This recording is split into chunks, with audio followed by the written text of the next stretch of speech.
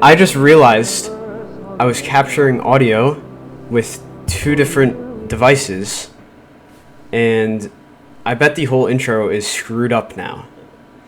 I haven't done this in 3 months. Do I have to grab this or something? Yo, I'm gonna be so honest, I was not listening at all. I've been like mad distracted because... Oh, that's a lot of camera shake. By the way, that's absolutely insane. I saw a reviewer say this game made them like nauseous with the camera shake, and I can see why, because it's bad.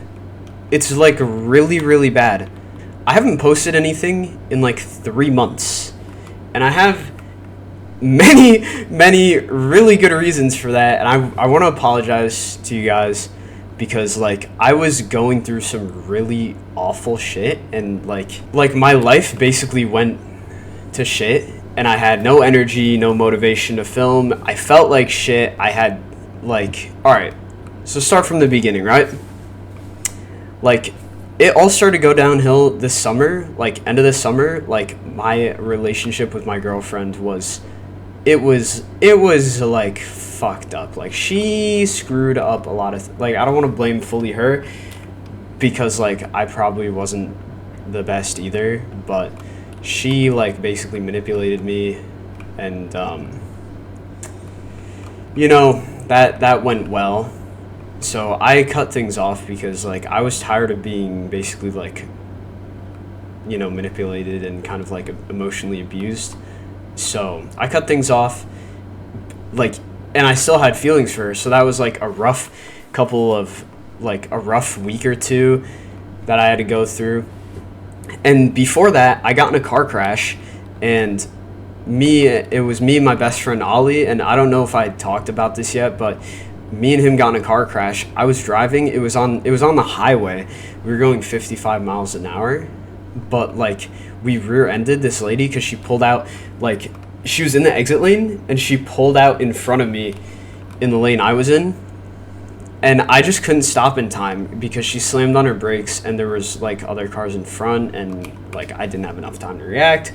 So it was an awful situation. So I almost killed us both. I mean, I'm glad like we got away with minor scrapes and scratches and like a little bit shaken up, but you know, we got away with minor scrapes and scratches, and we're so lucky to be alive, me and Ollie. Because like if anything happened to Ollie, like I could never forgive myself for that, and like if anything happened to me, I'd be dead, so I wouldn't have much of a life to live on. But that happened, and then like a week or two later I dumped my girlfriend because of all the issues like going on. Nothing to do with the crash at all. Actually, like she didn't even want to see me. Like I almost died, almost got in a car crash, and she just like didn't even want to see me. So yeah, I mean, she really was not the greatest. She was like awful to me. A few weeks after that, I went into I just said the fucking place I live. I went into an ENT office. I've been meaning to go for a while, right? Because over the past few years, my allergies have been getting worse, right? So my best friend's mom, not Ollie, my other best friend, Austin's mom, recommended me these specific people, right? So I went in and I got checked out, and I explained to them the issues. Like I was getting sinus infections every time I was sick, right? And it was lasting for a long time, and I had these awful like issues, and these issues were just getting worse around summer. Like I had jaw pain, I had like I couldn't breathe out of my left nostril. Like they gave us antibiotics, and like they worked, helped a little bit, and then it stopped working after a while, right? Like it stopped making me feel better when I finished the course of them, and yes, I took all of them. After that, they decided to take a CT scan. They decided to take CT scans of me. One with contrast, one without contrast. If you guys don't know what IV contrast is, they stick a needle in your arm, and they like put like a dye into your bloodstream so like you can see like stuff, right? So they took CT scans of my head, right? Because all the issues were there. And they came back and they said, they told my dad like the night before telling me like the follow-up appointment for the reading, but they basically called up my dad and they said, hey, like your son has a tumor in his nasal cavity. He has like JNA, right? So it's a really rare disease. I went in the next day and they told me the same thing, but I'll throw some text on the screen about what JNA is. It's a really rare condition and only like 50 Americans a year get it, I believe, which is absolutely insane. So for me to get something so incredibly rare, I mean, I just got super unlucky. So basically, like, a tumor was growing in my nasal cavity for 2 years. Like, it wasn't cancerous, right? But it was growing in my nasal cavity for 2 years, basically. And I mean, I can't say I didn't notice it, but I just thought my allergies were getting worse, right? Because for the last 2 years, like, one day in class in 10th grade, I got like really dizzy. Felt like I was going to pass out. And I told the teacher, and he sent me home, right? So I just thought it was my allergies getting worse, but it wasn't. It was a tumor growing in my face, in my nasal cavity. And it was right here, right? Like, it looks like I'm pointing my right side. It was my left side, right? It was right here, and it had grown to a size that was so big, it was going from here, the bottom of my left eye, like pushing on the back of it, to down here, like my upper left jaw, and it was pushing on that too. And that was what was causing me the jaw pain for so long. And I had some jaw pain last winter too. I thought I had a TMJ disorder. So I finally found the cause of all these underlying health issues, right?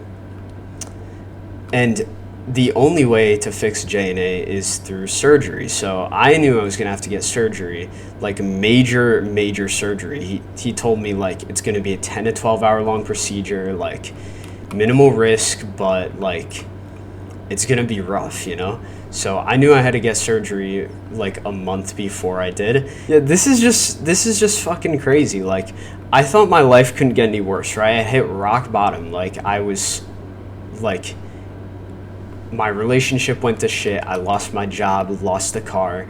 Like, it was my dad's car too, so I wasn't even like sure if I could, you know, drive again for a while. Luckily, he did end up buying a new car from one of his friends that had a car lying around that wanted to sell it to him for cheap. So it was very, very lucky on his part. But yeah, I thought it couldn't get any worse, and then it did. But like, I didn't give up. I'm still here. I'm still like, I never thought about giving up. It was never an option to me. But like, what I'm saying is that like, I lived through it all, and that's not even like the half of it, right? So, man, this is insane. So like, and it was just causing like worse issues day by day, and it kept getting worse. And after the diagnosis, like, it kept growing, and I felt it growing every day, and every day I was even more dizzy, and I felt even worse, and I felt tired and fatigued and awful just constantly. I constantly felt like shit. I had to take Flonase every day for the past 2 years just to get rid of the dizziness, and I thought that was because my allergies were really bad, but no, it was from the tumor. Like, the Flonase genuinely like maybe helped it a little bit. I don't know how, but like, so I was taking the Flonase every single day for the last 2 years, and yeah, that was not good. Like, I basically made my body reliant on it in a way. After everything got worse, I had to, I mean, it was a crazy few months because I had to keep going in for scans. I had to get this MRI, that MRI, this CT scan, the CTA scan, the CT scan, whatever, with contrast multiple more times without. I got a million IVs stuck into my arms. I've been stuck with IVs so many times in 2024, like I lost count, because there was my wisdom teeth removal, and then there was all this shit with my tumor and everything, and it was just crazy, right? And I felt so awful, like I couldn't focus in school, like, because I was dealing with the mental, emotional, like, stress of that, like, you know, still, like, not even fully, like, over me breaking up with my girlfriend, right? So I had to deal with that. On top of that, on top of, like, I was still mourning the loss of my dad's car a little bit, because, like, that was, like, I couldn't go to the gym, and he could have drove me. He offered many times. And my dad's girlfriend, who I live with too, offered to drive me many times, but I just felt so bad. Like, I felt awful. I couldn't work out. Like, all my energy I spent with physical activity was in gym class, because, like, in gym class, I tried really hard because I didn't want to let down my friends, and, you know, I wanted to still, like, get my mind off things, and gym class helped with that, right? So I tried really hard, but at the end of every gym class, like, I had a free period afterwards, because I'm in Votech, so I have, like, a D lunch or whatever, so I have free time afterwards. So I used my D lunch period, and I just, like, after every gym class, I'm, like, exhausted, like, feel like I'm gonna pass out because of how much I, like, overworked myself. So I go to the library and I just, like, sit down for a long time, because, like, what else can I do? Oh, there's the exit. Finally. Hello? Okay. Elevator. Let's go. I was getting stressed out. I was thinking I would never find the exit. Time to roll up the sleeves, guys. I'm standing on business here. All right. Anyway, another thing that added to my mental stress, Cardi did not drop, okay? Cardi did not drop in 2024, and I was looking forward to it. Please stop making experiments without our permission. Y'all just killed tons of people for no reason. Not gonna lie, y'all need to stop making random sussy things. Not for real, Gangnam Stop. Bro, what the fuck is this game? What game did I find? This is the most, like, unserious, like, liminal space backrooms game I've ever played. Yeah, so on top of all of that, all the tests and stuff, all the whatever they did on me. So, like, the tumor itself is very, like, vascular, right? It's, like, full of blood vessels. So they couldn't, like, go in there and take out a piece to figure out, like, to analyze it a bit more. So they just had to go in, like, with barely any information to surgery. But what they had to do, so I didn't die of blood loss, is they had to embolize the tumor first. I'm not going to explain it. I'll just throw something up on the screen right now to explain it. You guys can pause and read it. That was a riskier surgery than the actual tumor removal. And I went in one day for that surgery, and I mean, like, it was like 6 hours long, I think, like 4 to 6 hours long, they told me when I woke up. I was out for a long time. Like, my friends were all worried about me.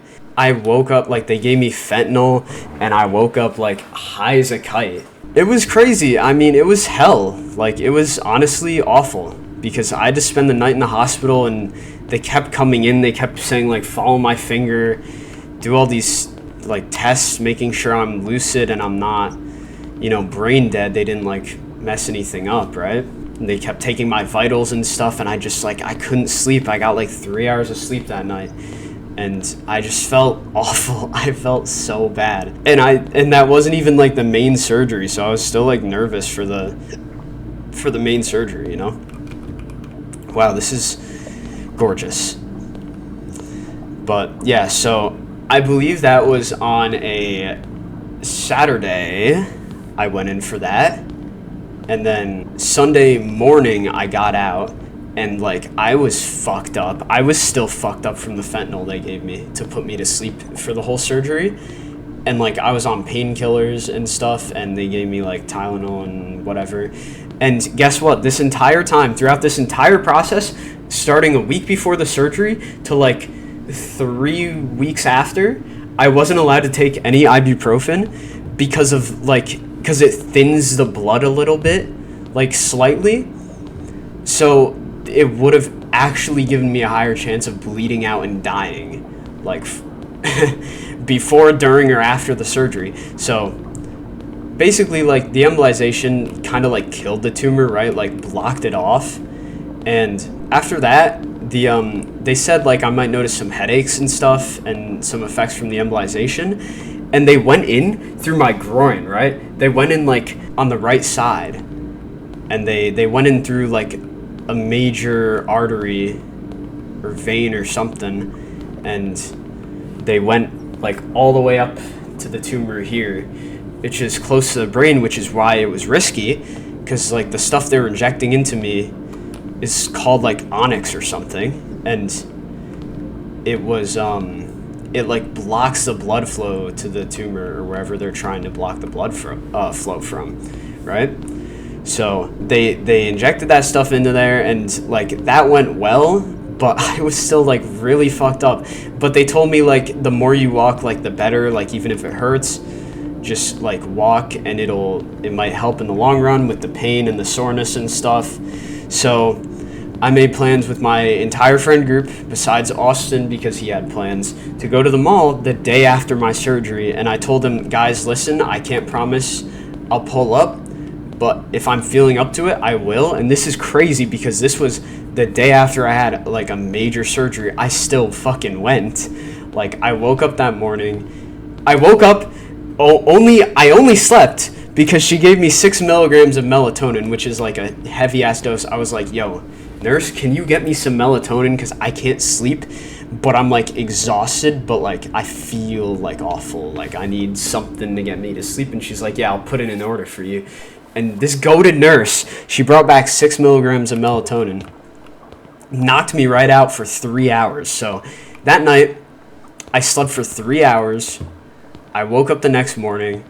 I was awake for a few hours, and then I got released at like 9, 10 a.m., something around like later in the morning, right? I got discharged from the hospital, and like I could barely walk. I mean, like my area that they injected the stuff in was stiff for days, but like the first day after, the Sunday, which was also the Monday before the actual surgery, it was really stiff, and I was sluggish, and I was slow, and I was still feeling the mental effects, like not the emotional mental effects, but like the physical mental effects. Like everything was slow, and I wasn't 100% there. I was like 95% there, right? I was still like recovering from the anesthesia, and like walking slow and sluggish and fatigued and everything. Like it was big, it was major, it was I wasn't fully recovered at all, but I still went to the mall, and I still had a great time. Like I walked around, I brought pain medicine with me that I forgot to take because I was having such a good time with all my friends. Everyone was showing concern for me, the entire friend group, and I'm just like, I'm lucky to be surrounded by such amazing people. Like I really do have great friends. I can't fucking read that. I can't read that. I don't know what it says. Don't care. I'm not gonna turn my head and break it just to read it. But yeah, so I went there, and like I was in physical pain, but like I could power through that. Like after everything I've been through, I could power through that. But like my surgery was literally the next day. Like I woke up next morning, and oh, by the way, the day of the embolization, I had to be up at like 5 a.m. So I woke up at 5 a.m., went to the hospital, waited for hours, of course, as you do at the hospital. They set me up with the IV and everything, and then I was into surgery at like 9 a.m. So I waited so long, right? And then I woke up at like fucking 5, 6 p.m. I don't even know. All right? I don't even know. But whatever drugs they gave me, I want that again. I mean, that was like before, like I was stressing out. My heart was going like this. My heart was absolutely racing before I got put to sleep Like, when I was on that chair and I was, like, surrounded by all these machines and shit, and, like, right before I was put to sleep for the surgery, like, I was so stressed out, like, they couldn't put me to sleep yet, so they had to give me medicine to, like, calm me down. And they gave me some, like, anti-anxiety stuff or something, and it, oh my god, it worked so well. I've never felt so relaxed in my life. It was incredible. Anyway, moving on from that, the whole group hangout was amazing. We went to almost said the mall that I live close to. But really, we went to the mall, and it was a good time. Like, it was a good time. It helped distract me a bit from things and everything I was going through, but I still wasn't able to fully focus on I still wasn't able to fully be in the moment. I was still stressed out. I was still worrying and stuff, because my major surgery was literally the next day. Like, as soon as I woke up, 5 a.m. again on the dot, like, I was going over to get another major surgery. And I mean, it was just like, it was so stressful and it was awful. And I just, you know, my friends have been really amazing, supportive to me throughout this whole thing. My parents too, everyone at, all my school friends as well, my teachers have been amazing too. Like, they haven't really docked me any points in my grades and stuff, because I've been trying to keep those up. So I still have like a 90 something in my HVAC class, 94 I think. That's just because, like, you get a daily grade for showing up there. So I thought, like, oh, I'm screwed on daily grades. Like, I'm done. It's over. Like, my grade's going down so much. But no, it's just nice. What my HVAC teacher did for me, he just, like, swept those under the rug, the daily grades for the time I was out, and he just forgot about them, which was very nice of him. Like, he did not have to do that. So I'm very, very happy about that, and I thank him, because he's a great teacher. He's a very good teacher. Anyway, enough yapping about that. Get back to the point. Get back to the story. So after that amazing day at the mall with all my best friends, I went home, took some melatonin, went to sleep, woke up at the ass crack of dawn the next morning, and went in for the main surgery, right? And I waited for a little while longer, and keep in mind, I was not recovered from the anesthesia from the first surgery, like, at all, pretty much. Like, I was barely recovered. They put me under, they gave me something to calm me down, that the same anti-anxiety medication as before to calm me down, and then they put me under, and I woke up like 6 to 8 hours later. Like, it's kind of the same length, a little bit longer than the embolization, because they predicted 10 to 12 hours, and the surgery actually went really well. Like, really, really well. Like, they got like 95% of the tumor out, and there's just a little bit left behind my eye, but it's like so small. We're just kind of doing a wait and see method, and we're gonna have like more MRI scans and shit in like a few months, see if it's like growing back or if it's dissolving or whatever, and like very low chance of it growing back, so let's hope it doesn't. But if it did, it would be easier to go back in there and just, you know, get that little piece. But they didn't remove it because it's close to the optic nerve, right? So they don't want to do that because it's risky, you know? Kind of dream? I mean, it looks like a dream. Actually, heavenly. This is gorgeous. Why is oh, that's a building. I'm stupid. The recovery was actually the worst the first day, and then the few days after that was not as bad. But it was different this time. Like, the anesthesia got to me. The anesthesia really got to me because, like, I still wasn't recovered from the first doses. They gave me fentanyl again. Like, that shit is so strong. Like, alright, both times, alright, the first time, it was so strong. Like, I had a catheter in for hours because I couldn't stand up to pee. And, like, when the nurse ripped it out, which was so painful, by the way, that was the actual fucking worst. Like, I was like struggling to sit up and like pee in the little like they called it urinal. It's just like a plastic container, right? That was the first one, right? The second one, like, the fentanyl fucked me up so bad. I couldn't even, like, get to the edge of the bed. Like, I could barely move. It was so bad. So I forgot about it because I wasn't thinking. But the nurse kept the catheter. Wow. In me. This place is amazing.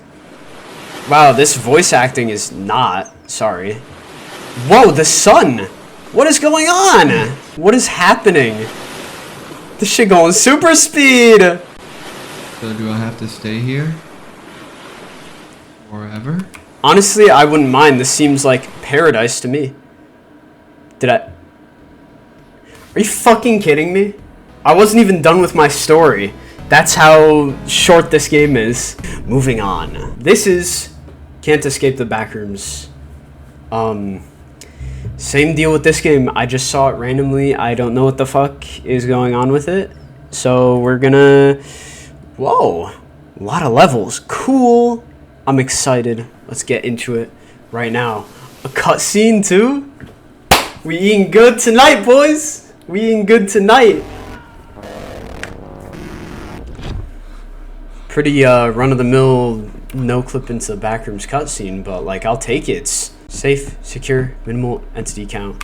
When I woke up from the surgery, my nose was all like, there was like a thing underneath my nose. Throw a picture up on the screen right now. I mean, I was bleeding bad and there were like splints in my nose to keep it open. So I was high as fuck. I could not stand up. I couldn't sit up. I couldn't even move. So the nurse kept the catheter in me until like the next morning. Like I slept with it in and it was like all itchy. Oh, it's so bad. It was so awful. Safe, secure, minimal entity count type shit. Yo, what the fuck? Oh my god!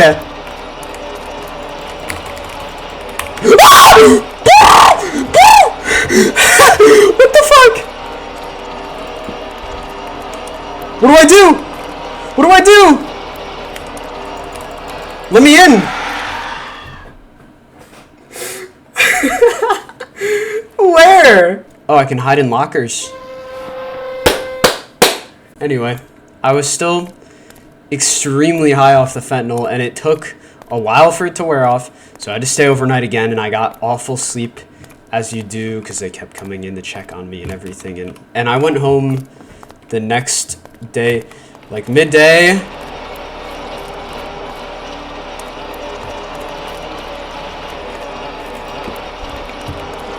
What the fuck? Where's There's no locker, bro. There's no locker. This is, like, difficult. This is so hard.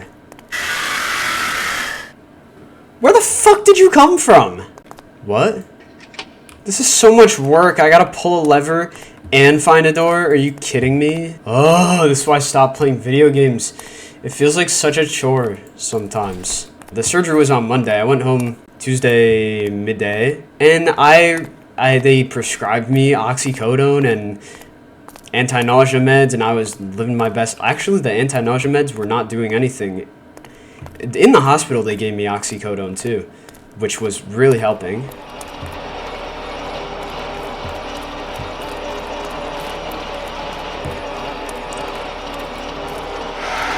What? I thought I was running away from you. Oh my god, oh my god, oh my god. Locker, please. I can't run from you. I'd love to hide from the entities. This game is too hard.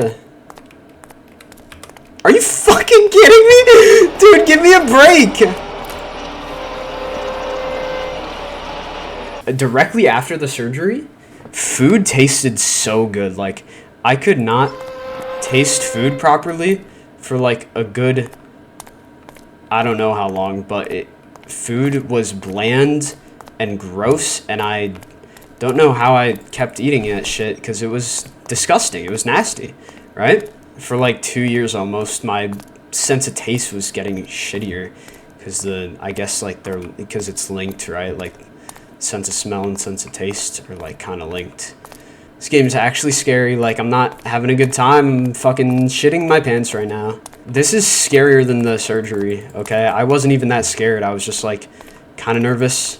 A little bit, maybe. It wasn't even that bad, honestly. Oh my god, the door's downstairs. But you know what else is downstairs? Yeah. He is downstairs. He is downstairs. Him. Oh my god. Oh my god, oh my god! Not again, not this time, please no. Are you kidding? Are you kidding me?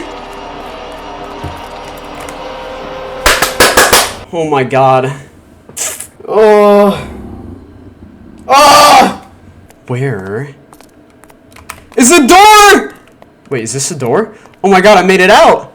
Let's go.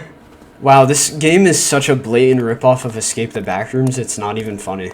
You know, honestly, 2025, it's 2025 right now. My life is looking up already a little bit. Oh!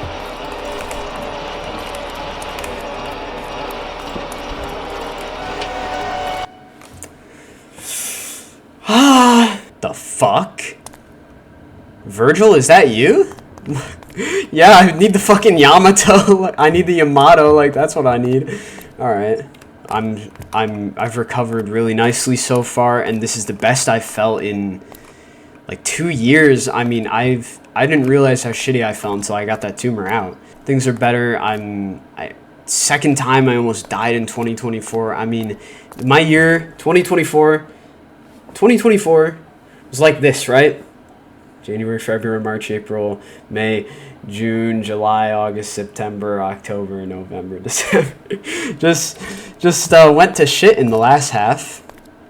But you know, 2025 started and some really good stuff happened to me, and I was just thinking, like, I realized how grateful I am for everyone in my life. And like, honestly, I haven't been thinking about it because I haven't been doing YouTube, but like the over 1,200 people that are subscribed to me, I'm grateful to all of you too.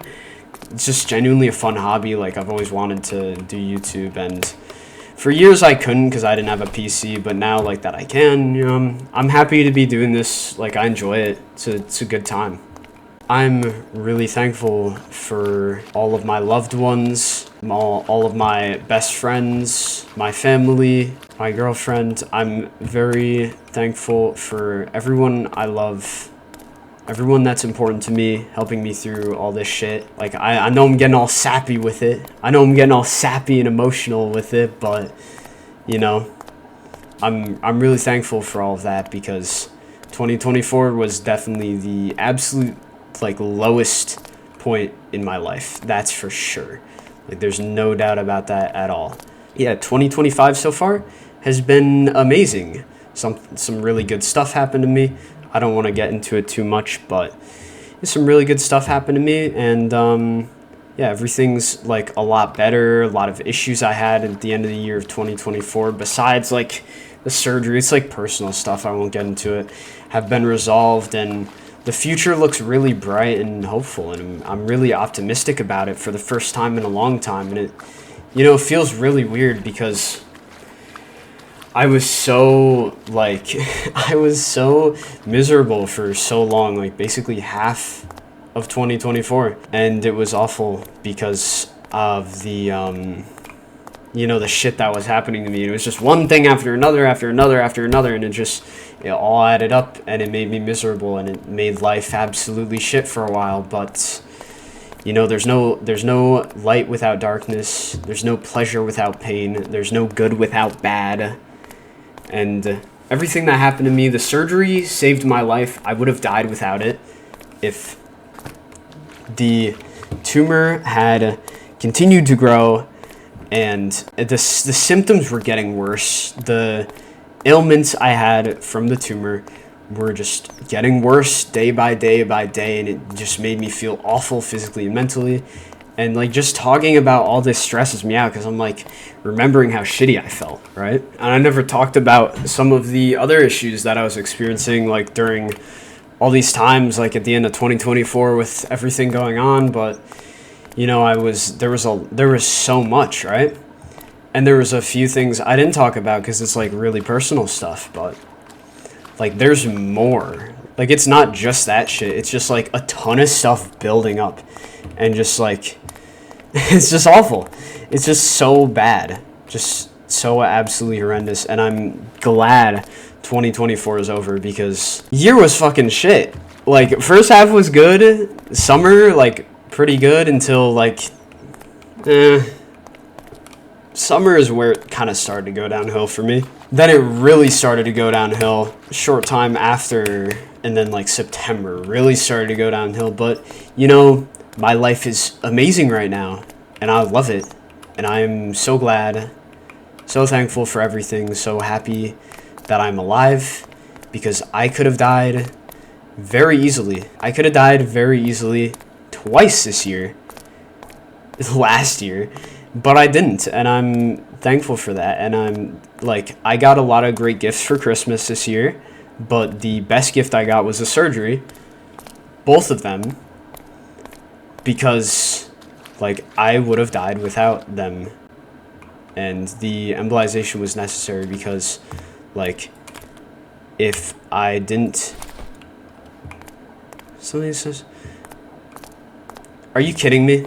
I had to fucking click on it the whole time. I wasted so much time running around looking for like a key or something. Here we go. Nice. I won, guys. What the fuck? Can you like... That's it. That's the game. None of these are out yet. I'm disappointed. Moving on. Let's go. Let's go. I'm excited. What did I put myself into? Why did I bother testing something that I consider dangerous?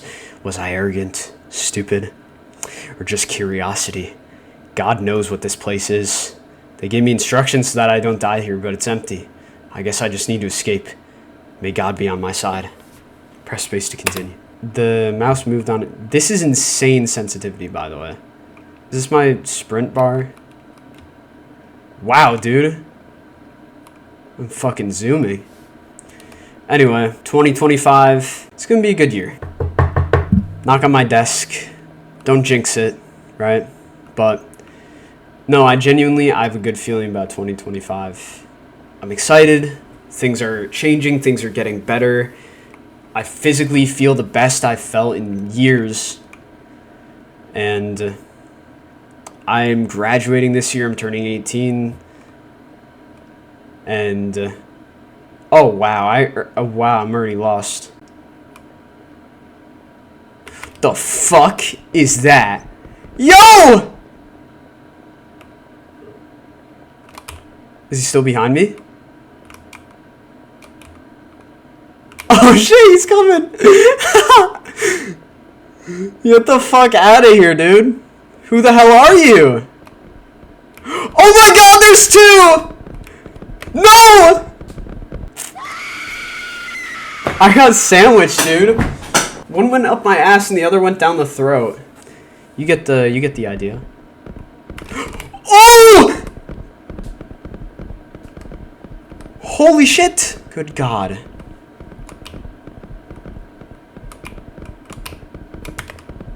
No, he's like really coming for me now. Can I crouch? I can't crouch!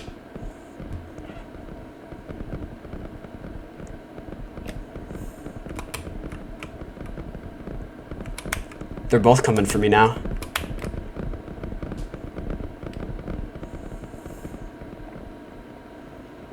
I thought this was supposed to be easy, huh? I thought this was supposed to be easy. There's two tall black men chasing me. This is not easy. This is not simple. I'm horrified. I'm running for my life. Like, there's not much I can do here. Okay? What the fuck do I do? Huh? What can I do? Oh, they're coming for me. Oh! Oh! Not a funny joke.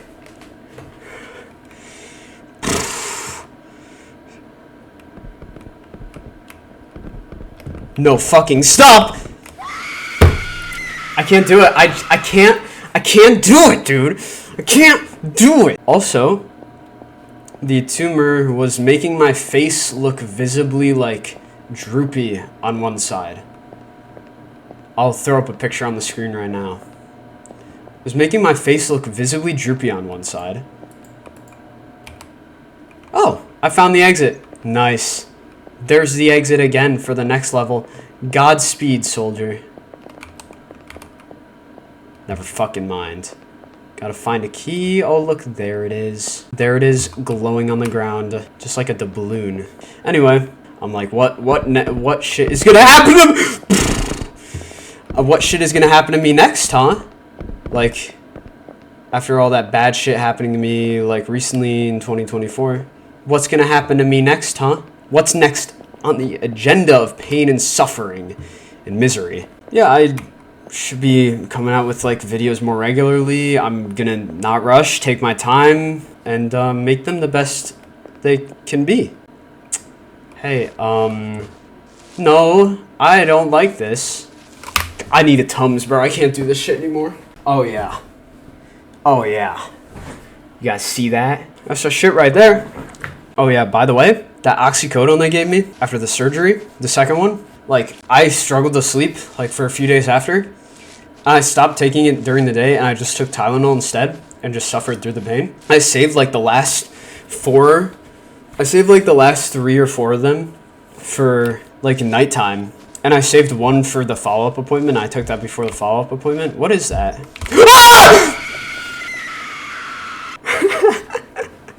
It's not a joke anymore. Wait a minute. Is it gonna restart me? Alright, thank you guys so much for watching this video. I really hope you enjoyed. This is not a bit. I'm ending the video here. Goodbye.